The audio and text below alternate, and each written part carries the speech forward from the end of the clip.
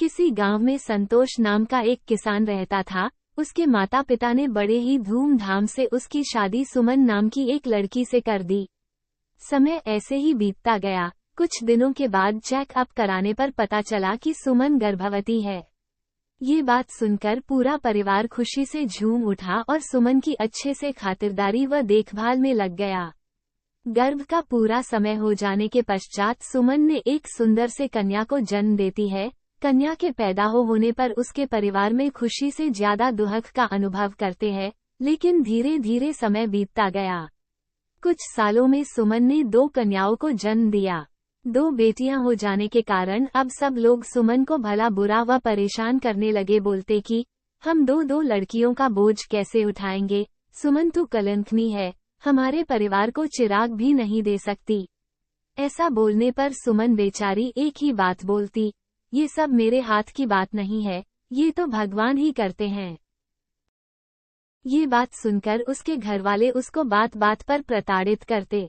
संतोष भी हमेशा अपने घरवालों का ही पक्ष लेता।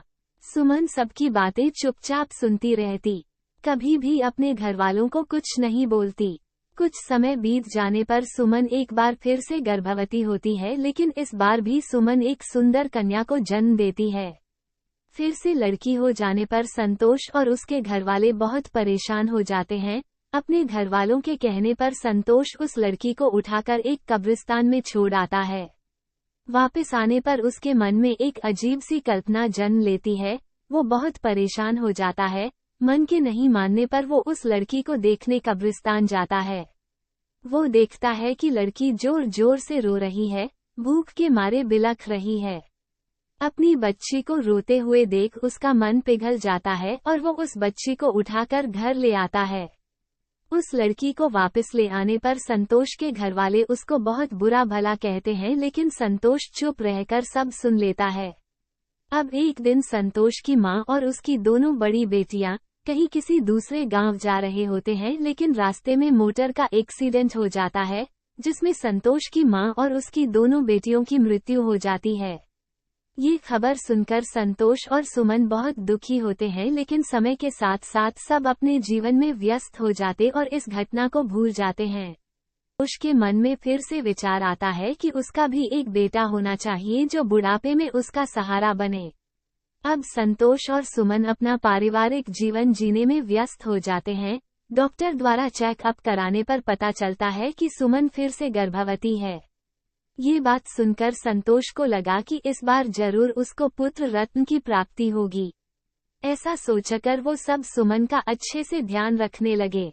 इस बार भगवान ने भी संतोष की सुन ली और इस बार सुमन 2 सुंदर जुड़वां लड़कों को जन्म देती है। लड़कों के पैदा होने पर संतोष और उसके परिवार वाले बहुत खुश होते हैं।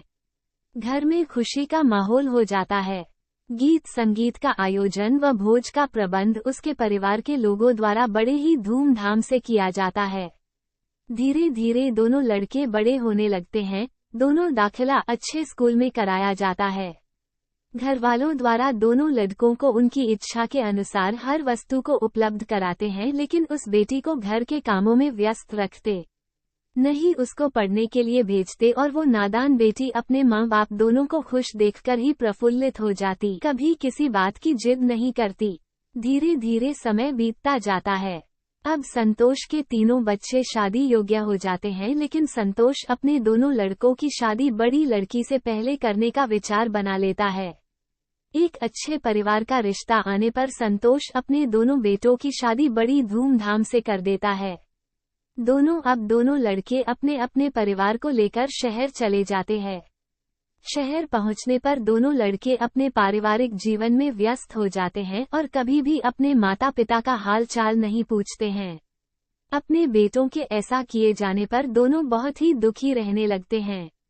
अब संतोष अपनी उस लड़की की शादी करने के लिए बोलता है जिसको वो कब्रिस्तान में छोड़कर आया था, लेकिन वो लड़की शादी करने से मना कर देती है।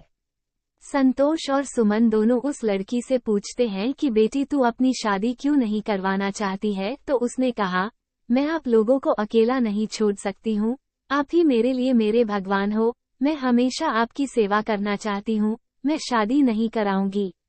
बेटी की ये बात सुनकर दोनों फूट फूट कर रोने लगते हैं और अपने द्वारा किए गए कर्मों को सोच सोच कर बहुत रोते हैं। संतोष बोलता है, सुमन, मुझसे बहुत बड़ी गलती हो गई जो मैंने लड़के और लड़की में अंतर समझा। मैं अपने आप को कभी माफ नहीं कर पाऊंगा। ऐसा बोलते हुए संतोष ने अपनी बेटी को अपने गले लगा लिया और बोला, मेरी बेटी ही मेरे खानदान का चिराग है। अब संतोष ने एक अच्छे से लड़के की तलाश शुरू कर दी। किसी रिश्तेदार ने बताया कि एक लड़का है जिसके माँ बाप नहीं है, लेकिन वो बहुत संस्कारी और व्यवहारिक है। संतोष ने उस लड़के को अपना दामाद बना लिया और उस लड़के को कहा कि बेटा, आज से हम तुम्हारे माता पिता हैं।